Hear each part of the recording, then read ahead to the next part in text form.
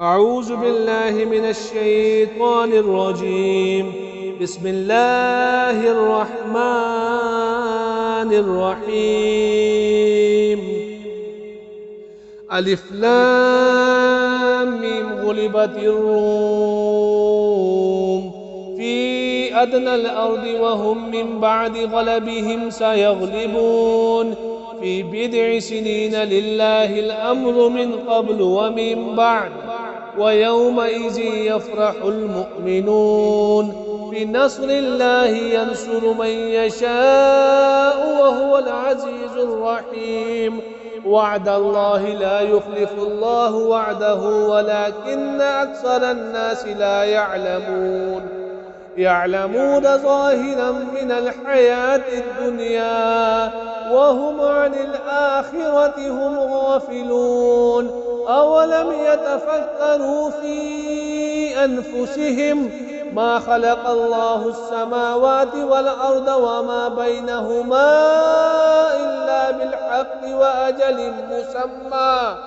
وإن كثيرا من الناس بلقاء ربهم لكافرون. أولم يسيروا في الأرض فينظروا كيف كان عاقبة الذين من قبلهم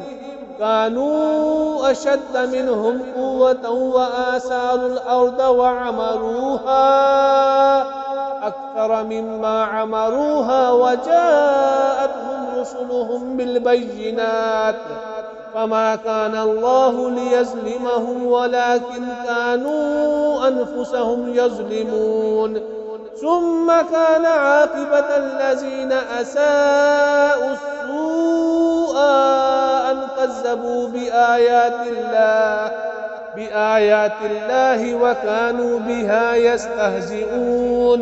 الله يبدأ الخلق ثم يعيده ثم إليه ترجعون. ويوم تقوم الساعة يبلس المجرمون ولم يكن لهم من شركائهم شفعاء وكانوا بشركائهم كافرين. ويوم تقوم الساعة يومئذ يتفرقون فأما الذين آمنوا وعملوا الصالحات فهم في روضة يحبرون وأما الذين كفروا وكذبوا بآياتنا ولقاء الآخرة فأولئك في العذاب محضرون. وسبحان الله حين تمسون وحين تصبحون وله الحمد في السماوات والأرض وعشيا وحين تظهرون. يخرج الحي من الميت ويخرج الميت من الحي ويحيي الأرض بعد موتها وكذلك تخرجون. ومن آياته أن خلقكم من تراب ثم إذا أنتم بشر تنتشرون. ومن آياته أن خلق لكم من أنفسكم أزواجا لتسكنوا إليها وجعل بينكم مودة ورحمة إن في ذلك لآيات لقوم يتفكرون. ومن آياته خلق السماوات والأرض واختلاف ألسنتكم وألوانكم إن في ذلك لآيات للعالمين. ومن آياته منامكم بالليل والنهار وابتغاؤكم من فضله إن في ذلك لآيات لقوم يسمعون. ومن آياته يريكم البرق خوفا وطمعا وينزل من السماء ماء فيحيي به الأرض بعد موتها إن في ذلك لآيات لقوم يعقلون. ومن آياته أن تقوم السماء والأرض بأمره ثم إذا دعاكم دعوة من الأرض إذا أنتم تخرجون. وله من في السماوات والأرض كل له قانتون وهو الذي يبدأ الخلق ثم يعيده وهو أهون عليه وله المثل الأعلى في السماوات والأرض وهو العزيز الحكيم. ضرب لكم مثلا من أنفسكم هل لكم مما ملكت أيمانكم من شركاء فيما رزقناكم وأنتم فيه سواء تخافونهم كخيفتكم أنفسكم كذلك نفصل الآيات لقوم يعقلون بل اتبع الذين ظلموا أهواءهم بغير علم ومن يهدي من أضل الله وما لهم من ناصرين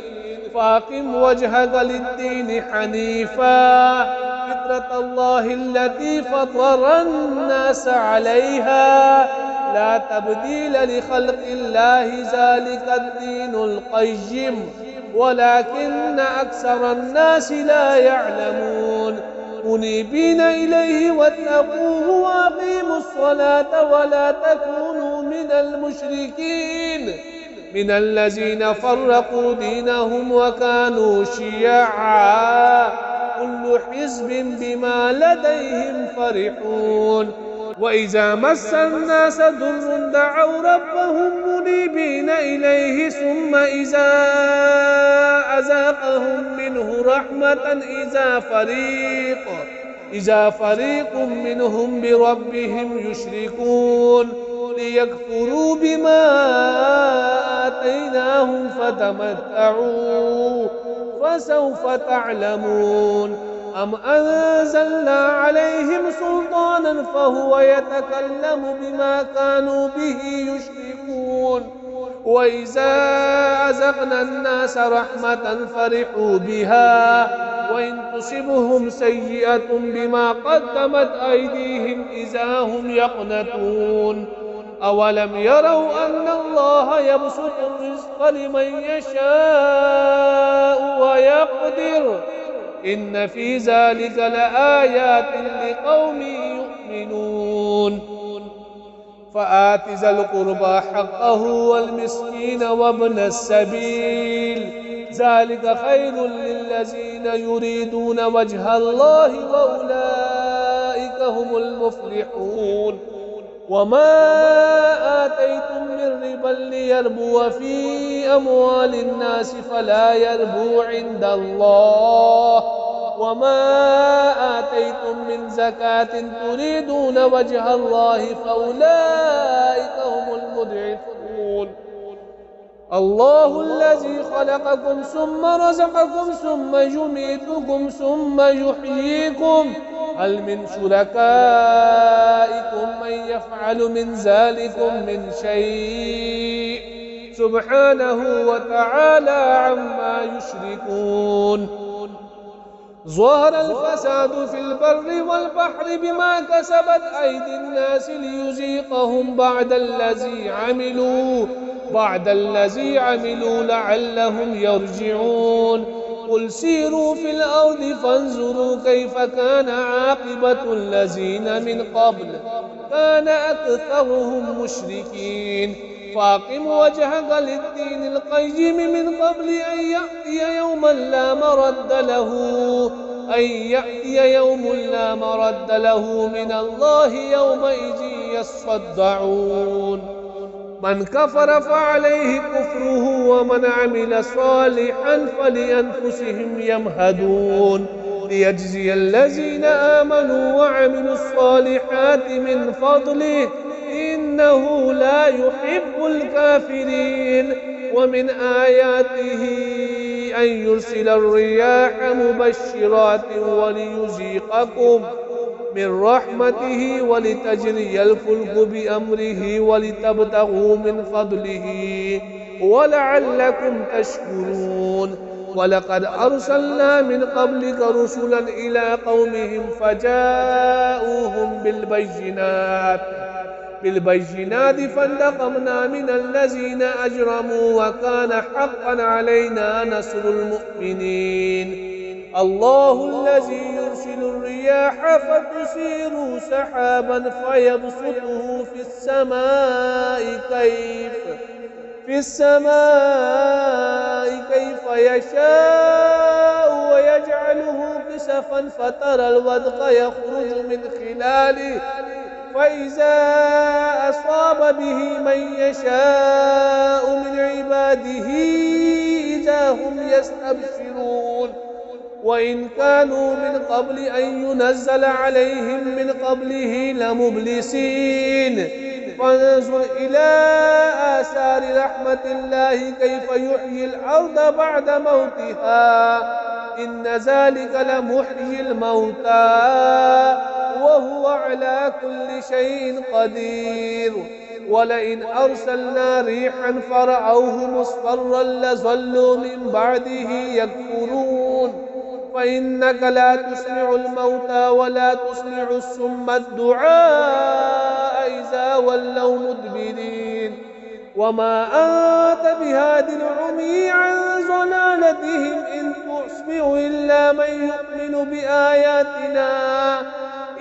تسمع إلا من يؤمن بآياتنا فهم مسلمون الله الذي خلقكم من ضعف ثم جعل من بعد ضعف قوة ثم جعل من بعد قوة ضعفا وشيبا يخلق ما يشاء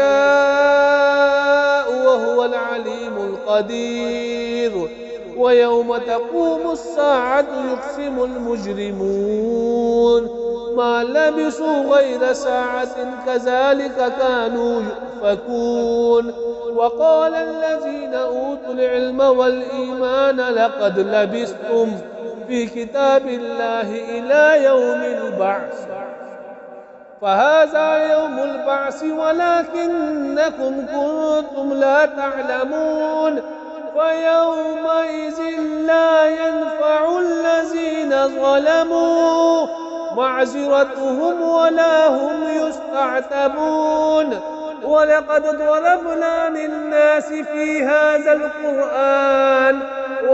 ضربنا للناس في هذا القرآن من كل مثل